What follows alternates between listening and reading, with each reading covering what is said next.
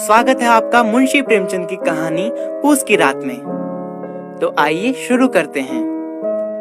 हल्कू ने आकर स्त्री से कहा, सहना आया है, लाओ जो रुपए रखे हैं उसे दे दूं, किसी तरह गला तो छूटे। मुन्नी झाड़ू लगा रही थी, पीछे फिरकर बोली, 3 ही तो रुपए हैं, दे दोगे तो कंबल कहाँ से आवेगा? माघ पूस की रात हार में कैसे कटेगी? उससे कह दो फसल पर रुपए दे देंगे, अभी नहीं। हल्कू एक क्षण अनिश्चित दशा में खड़ा रहा। पूस सिर पर आ गया। कंबल के बिना हार में रात को वह किसी तरह नहीं सो सकता। मगर सहना मानेगा नहीं, गुड़कियां जमावेगा, गालियां देगा। बला से जाड़ों में मरेंगे, बला तो सिर से टल जाएगी। यह सोचता हुआ वह अपना भारी भरकम डील डोल लिए हुए, जो उसके नाम को झूठा सिद्ध करता था, स्त्री के समीप आ गया और खुशामद करके बोला, ला दे दे, गला तो छूटे, कंबल के लिए कोई दूसरा उपाय सोचूंगा। मुन्नी उसके पास से दूर हट गई और आंखें तरेड़ती हुई बोली, कर चुके दूसरा उपाय, जरा सुनो कौन सा उपाय करोगे? कोई खैरात दे देगा कंबल? ना जाने कितनी बाकी है जो किसी तरह चुकने में नहीं आती। मैं कहती हूँ तुम क्यों नहीं छोड़ देते खेती? मर मर कर काम करो, उपज हो तो बाकी दे दे। चलो छुट्टी हुई, बाकी चुकाने के लिए ही तो हमारा जन्म हुआ है। पेट के लिए मजूरी करो, ऐसी खेती से बाज आए, मैं रुपए ना दूंगी, ना दूंगी। हल्कू उदास होकर बोला, तो क्या गाली खाऊं? मुन्नी ने तड़प कर कहा, गाली क्यों देगा, क्या उसका राज है? मगर ये कहने के साथ ही उसकी तनी हुई भौहें ढीली पड़ गई। हल्कू के उस वाक्य में जो कठोर सत्य था, वह मानो एक भीषण जंतु की भांति उसे घूर रहा था। उसने जाकर आले पर से रुपए निकाले और लाकर हल्कू के हाथ पर रख दिए। फिर बोली, तुम छोड़ दो अब की से खेती, मजूरी में सुख से एक रोटी खाने को तो मिलेगी, किसी की दोस्त तो ना रहेगी। अच्छी खेती है, मजूरी करके लाओ, वह भी उसी में झोंक दो, उस पर से धौंस। हल्कू ने रुपए लिए और इस तरह बाहर चला गया मानो अपना हृदय निकाल कर देने जा रहा हो। उसने मजूरी से एक एक पैसा काटकर 3 रुपए कंबल के लिए जमा किए थे। वे आज निकले जा रहे थे। एक एक पग के साथ उसका मस्तक अपनी दीनता के भार से दबा जा रहा था।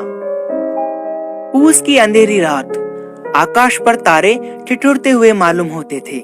हल्कू अपने खेत के किनारे ओक के पत्तों की छतरी के नीचे बांस के खटोले पर अपनी पुरानी गाड़ी की चादर ओढ़े पड़ा कांप रहा था।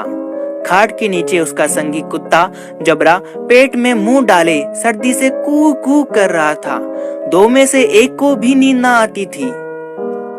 हल्कू ने हाथ निकालकर जबरा की ठंडी पीठ सहलाते हुए कहा, कल से मत आना मेरे साथ, नहीं तो ठंडे हो जाओगे। यह रान पछुआ न जाने कब से बर्फ ली आ रही है। उठूं फिर एक चिलम भरूं। किसी तरह रात तो कटे, 8 चिलम तो पी चुका। ये खेती का मजा है। और एक भाग्यवान ऐसे पड़े हैं जिनके पास जाड़ा जाए तो गर्मी से घबराकर भागे। मोटे मोटे गद्दे, लिहाफ, कंबल। मजाल है जाड़े का गुजर हो जाए, तकदीर की खूबी है। मजूरी हम करें, मजा दूसरा लूटेंगे। हल्कू उठा और गड्ढे में से जरा सी आग निकालकर चिलम भरी। जबरा भी उठ बैठा। हल्कू ने चिलम पीते हुए कहा, पिएगा चिलम? जाड़ा तो क्या जाता है, हाँ जरा मन बहल जाता है। जबरा ने उसके मुंह की ओर प्रेम से छलकती हुई आंखों से देखा। हल्कू, आज और जाड़ा खा ले, कल से मैं यहाँ पुआल बिछा दूंगा, उसी में घुसकर बैठना, तब जाड़ा ना लगेगा। सहसा जबरा ने किसी जानवर की आहट पाई। इस विशेष आत्मीयता ने उसमें एक नई स्फूर्ति पैदा कर दी थी, जो हवा के ठंडे झोंकों को तुच्छ समझती थी।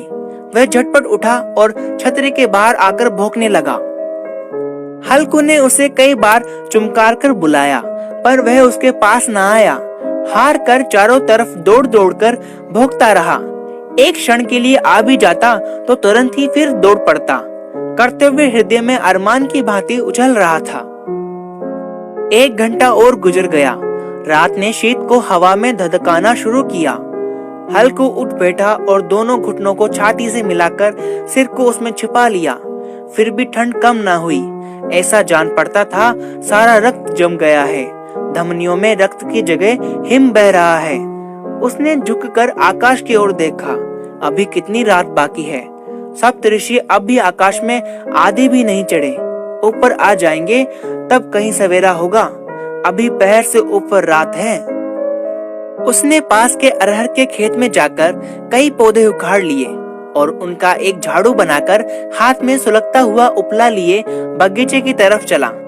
जबरा ने उसे आते देखा तो पास आया और दुम हिलाने लगा।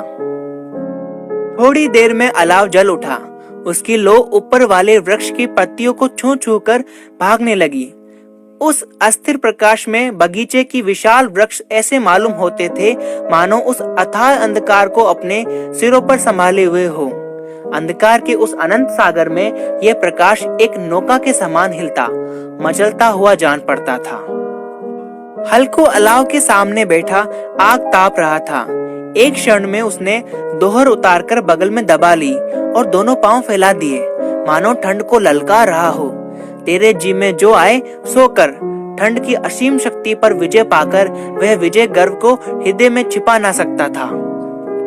पत्तियां जल चुकी थी। बगीचे में फिर अंधेरा छाया था।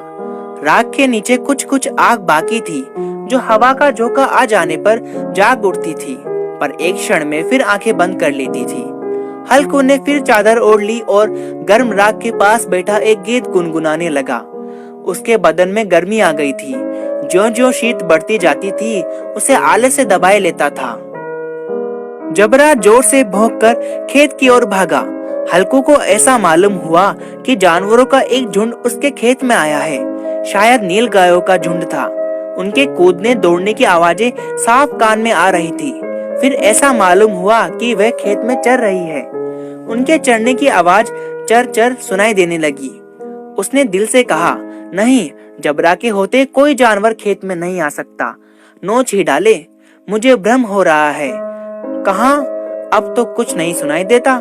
मुझे भी कैसा धोखा हुआ। उसने जोर से आवाज लगाई, जबरा, ओ जबरा। जबरा भौंकता रहा। उसके पास ना आया। फिर खेत में चले जाने की आहट मिली। अब वह अपने को धोखा ना दे सका। उसे अपनी जगह से हिलना जहर लग रहा था। कैसा दंदाया हुआ बैठा था। इस जाड़े पाले में खेत में जाना, जानवरों के पीछे दौड़ना असूझ जान पड़ा। वह अपनी जगह से ना हिला। उसने जोर से आवाज लगाई, होली, होली, होली। जबरा फिर भौंक उठा। जानवर खेत चल रहे थे। फसल तैयार है। कैसी अच्छी खेती थी, पर ये दुष्ट जानवर उसका सर्वनाश किए डालते हैं। हल्कू पक्का इरादा करके उठा और 2-3 कदम चला। एकाएक हवा का ऐसा ठंडा चुभने वाला बिच्छू के डंक का सा झोंका लगा कि वह फिर बुझते हुए अलाव के पास आ बैठा और राख को कुरेद कर अपनी ठंडी देह को गरमाने लगा। वह उसी राख के पास गर्म जमीन पर चादर ओढ़कर सो गया। जबरा अपना गला फाड़े डालता था। नील गायें खेत का सफाई किए डालती थी और हल्कू गर्म राख के पास शांत बैठा हुआ था। अकर्मण्यता ने रस्सियों की भांति उसे चारों तरफ से जकड़ रखा था। सवेरे जब उसकी नींद खुली तब चारों तरफ धूप फैल गई थी और मुन्नी कह रही थी, क्या आज सोते ही रहोगे? तुम यहाँ आकर रम गए और उधर सारा खेत चौपट हो गया। हल्कू ने उठकर कहा, क्या तू खेत से होकर आ रही है? मुन्नी बोली, हाँ, सारे खेत का सत्यानाश हो गया। भला ऐसा भी कोई सोता है? तुम्हारे यहाँ मड़ैया डालने से क्या हुआ? हल्कू ने बहाना किया, मैं मरते मरते बचा। तुझे अपने खेत की पड़ी है। पेट में ऐसा दर्द हुआ कि मैं ही जानता हूँ। दोनों फिर खेत की डांड पर आए। देखा सारा खेत रोंदा पड़ा हुआ है और जबरा मड़ैया के नीचे चित लेटा है, मानो प्राण ही ना हो। दोनों खेत की दशा देख रहे थे। मुन्नी के मुख पर उदासी छाई थी, पर हल्कू प्रसन्न था। मुन्नी ने चिंतित होकर कहा, अब मजूरी करके माल गुजारी भरनी पड़ेगी। हल्कू ने प्रसन्न मुख से कहा, रात की ठंड में यहाँ सोना तो न पड़ेगा।